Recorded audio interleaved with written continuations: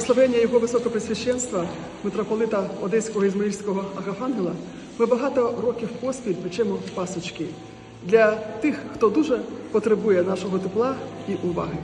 Зараз це особливо важливо, адже в нас іде війна. Майже всі ці пасочки підуть на фронт до наших героїв, до воїнів.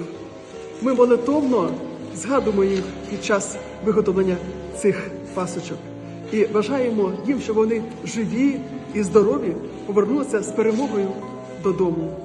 Христос воскрес і дав нам всім надію на вічне життя, на перемогу, на щастя і добро. Нехай кожна з цих пасочок символізує перемогу Христа над смертю і добра над злом.